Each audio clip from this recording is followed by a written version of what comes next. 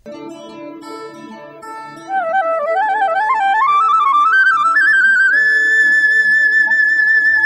श्रोते हो, रेडिओ जयंतच्या आनंदी कट्ट्यावर मी अनुराधा आपणा सर्वांचं मनपूर्वक स्वागत करते. श्रोते हो, आजचा आनंदी कट्टा खरं तर प्रत्येकानं आवर्जून ऐकावा असाच आहे. ऐकूया. रोज टीव्ही पाहून त्याला कंटाळा आला होता. तशी इतक्या दिवसांच्या सुट्टीची सवय नव्हती त्याला. आज त्यानं ठरवलं मौन व्रत करायचं, कुणाशीही बोलायचं नाही आणि काहीच करायचं नाही. घरात तसं त्याने सगळ्यांना सांगूनही टाकलं. त्याच्या बायकोला तसा आनंद झाला. तसंही चांगलं बोलणं ह्यांना माहितीच नाही. निदान कंप्लेंट तरी आज ऐकायला मिळणार नाही असा विचार करून ती मनोमन सुखावली खरी. आज तिनं नाश्त्याला सकाळी डोसा केला मुद्दाम.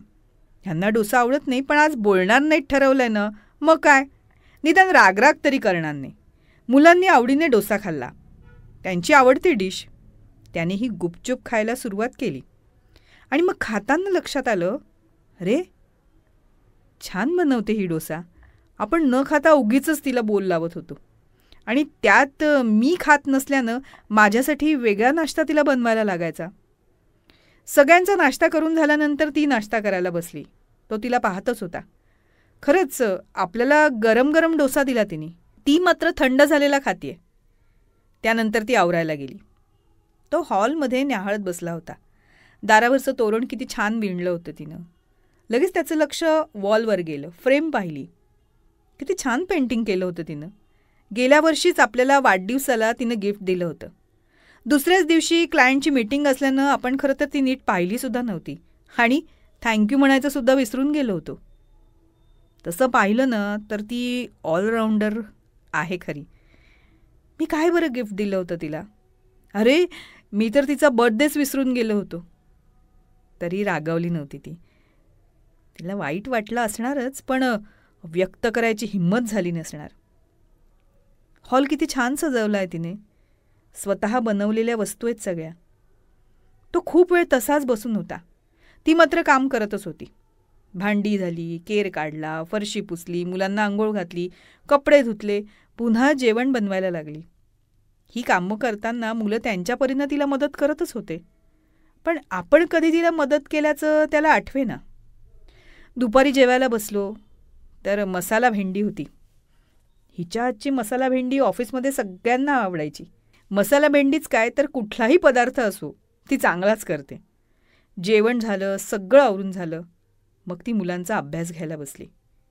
मुलांचा अभ्यासही तीच घ्यायची नेहमी. ऑफिसमधले काणेकर त्यांच्या मुलांची ट्युशन फी किती देतात आणि आपले पैसे किती वाचतात याचा विचार तो करत राहिला.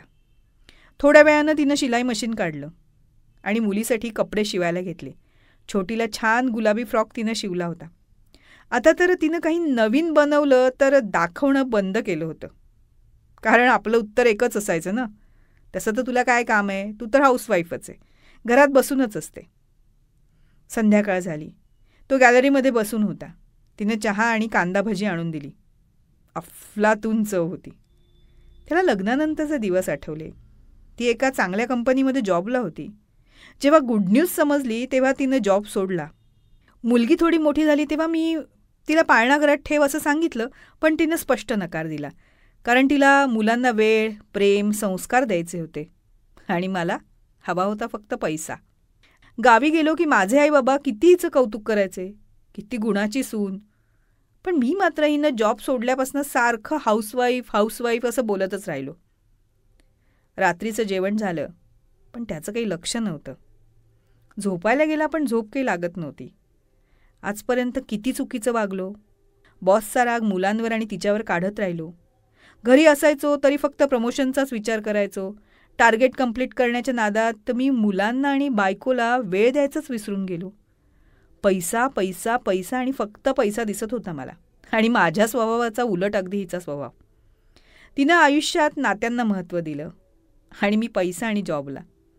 इतकं सगळं घरासाठी करत असूनही तिच्याशी मी चुकीचंच वागलो. अपराध्याची भावना मनात आली. मग त्यानं बदलायचं ठरवलं. सकाळी ती उठायच्या अगोदर तो उठला, केर काढला. ती उठली तशी फ्रेश होऊन येणार इतक्यात तिच्या हातात चहाचा कप दिला. तिला आश्चर्याचा धक्का बसला. तिने कप घेतला डोळ्यात अश्रू होते, शब्द निघत नव्हते. मग तो म्हणाला, तू हाऊसवाईफ नाही, हाऊस क्वीन आहेस.